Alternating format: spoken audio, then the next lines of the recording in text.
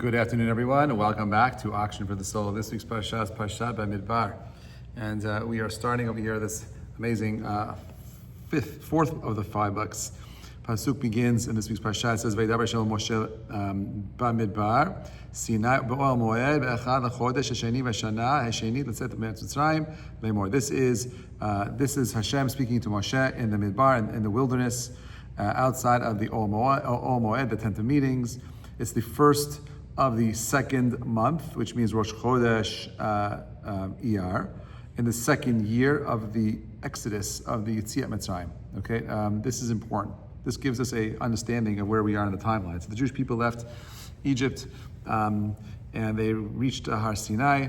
They heard God speak at this point. This is the Jewish people are integrating post Golden Calf and getting ready to enter in the land. But before we get to all of that, let's just double click on this idea.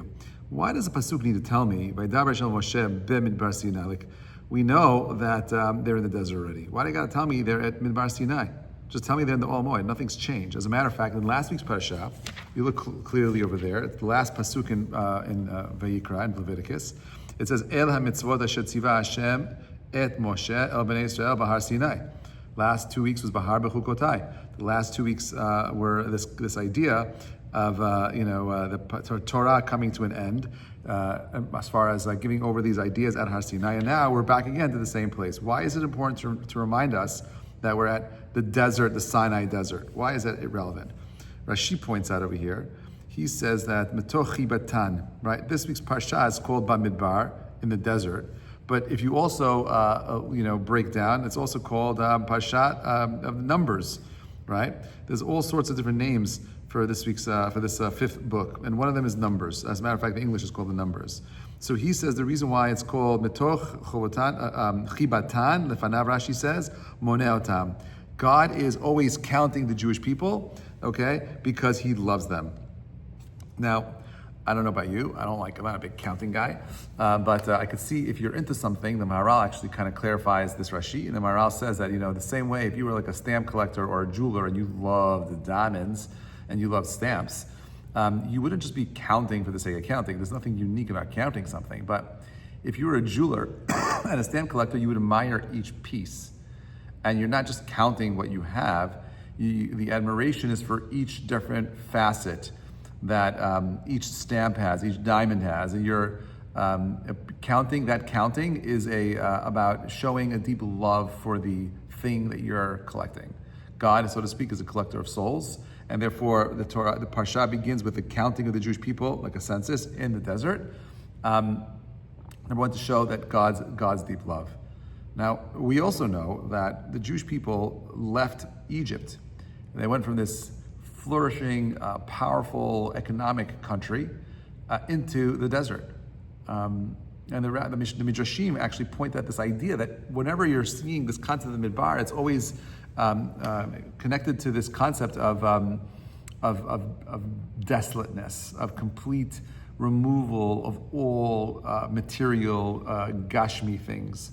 And therefore, the Parsha isn't just telling us that they're in the Midbar, stam, for no reason, but rather the Parsha is telling us that they're in the Midbar because this is the way in which one can acquire Torah.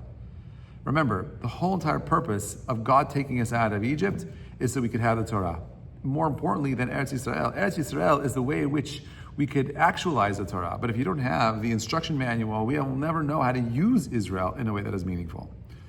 So, Bamidbar begins with, in the wilderness, the Jewish people leave Mitzrayim. They stood at Mount Sinai, at Har Sinai, and now they're beginning their journey in the desert. Okay? So the desert, the Midbar, isn't just a physical place. It represents something more profound. It represents the neshama's journey through life. Just like the Midbar is uncertain, uncomfortable, right? But it is also filled with tremendous opportunity for growth. This is the concept of us being in Bamidbar.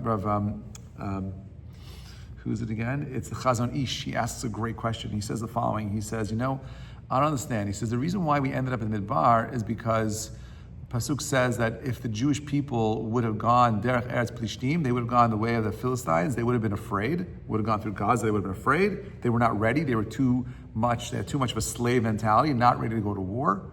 And then God takes us in a roundabout way into the desert. But his point is like, that's not true. Because earlier, God tells Moses, I'm going to take you into the desert where you can go ahead and worship me.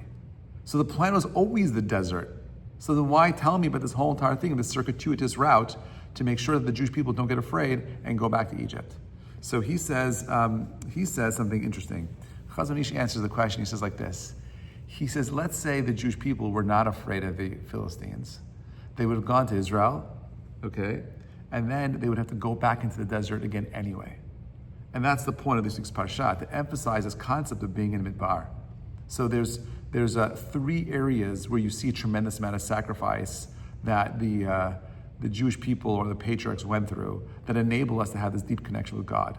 The first, it's fire, water, desert. That's how the Midrash says it. 3 things that we got through self-sacrifice was fire, water, desert. What's the fire, water, desert? Well, the fire is Abraham jumping into the Kivshan HaEsh, literally ready to sacrifice his life for his beliefs, challenging the king of the time, Nimrod, and saying, no, I believe in this one ultimate God, a monotheistic God, I reject polytheism. He is the founder, so to speak, of monotheism because of his self-sacrifice. Then you have the Jewish people as a nation. The next major self-sacrifice was at Kriyat Yam Suf. The Jewish people are standing at the Yam Suf. No one was told them, hey, don't worry about it, God's going to split the sea. That's unimaginable. We take it for granted. Who would ever believe that oceans would split on dry land for the Jewish people to cross through? But they say, you know what, God, we trust you, we believe you, we're going to walk into the water. They walk into the water and the ocean splits for them. Second self-sacrifice. And the third is following God in the desert. No food, no water, no protection, no nothing. These 3 things are of very great importance because it reminds us that in order for us to have a connection to the infinite, in order for us to have an appreciation of God's wisdom, there has to be some sort of sacrifice on our part. It's got to be hard. If it's easy, something is wrong with what you're doing. You're not growing. Midrash says that the Torah had to be given in the desert because it opens you up, it makes you humble. You become hefker to it. You have to let go and surrender to the desert itself. A desert has no distractions.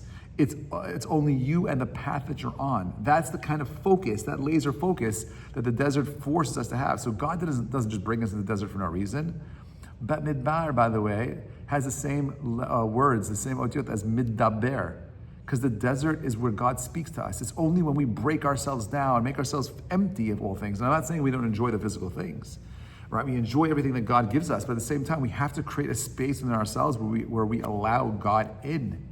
And the only way we could do that sometimes is by just blocking out all the noise. There is no noise in the desert, except for the howling wind. And if you listen close enough, sometimes you'll hear God whispering through those winds. And then the Parshat continues, and there's a census, okay?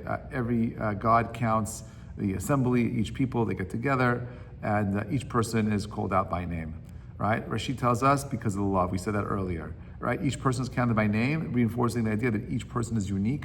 There are 3 times in life where our names come out important. Number 1 is the name that our parents give us.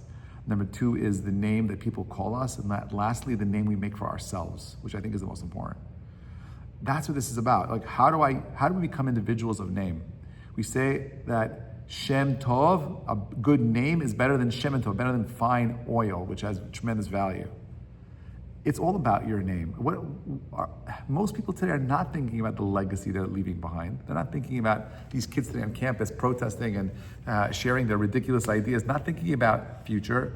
I often say that, young kids today get tattoos. They don't think about 20 years from now. Maybe that tattoo is inappropriate. Maybe this is not going to age very well, right? No one's thinking about legacy. The Torah's wisdom is thinking beyond where you are right now. Because of the trappings of the material world, it's so easy to think that this moment in time is the moment in time when it's not.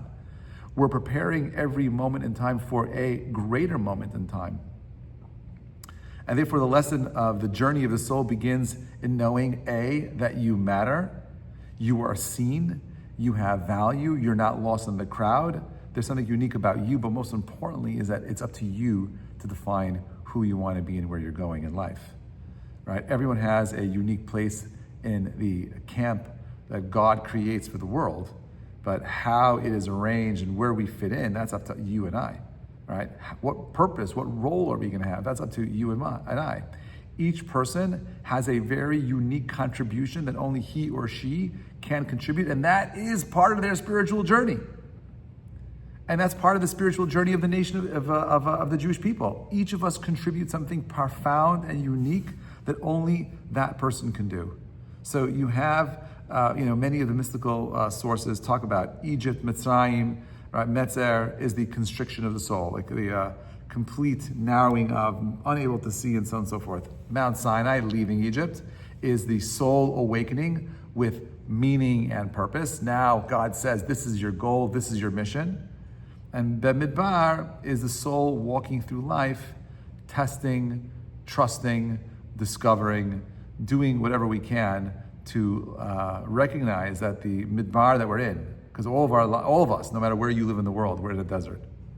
Right? The wilderness was a place where the Jewish people learned to become free, because the physical world doesn't set you free.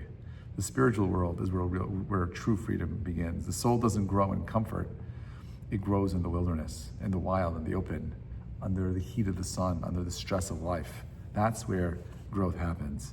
So the Sefer Bamidbar the book itself is long, right? There's, I think between chapter 1 and 26 is like 39 years pass very quickly. And the stories are a difficult story about our people and the place they end up. Each resting place is telling us a different unique aspect of life, a different unique aspect of the challenges and the tribulations that the Jewish people went through. Each one a stepping stone towards the ultimate goal, which is getting into the land of Israel. So you have a census happening right now. Why the census right now? Simply because if we're going to train a slave nation to be free, they have to learn how to protect and defend themselves. So they're going to go ahead and start taking a census, figuring out who's strong, who's weak, how do we bolster the army, how do we create an army? We were never going to conquer the land through miracles. If there's no ownership, it's useless, it's pointless.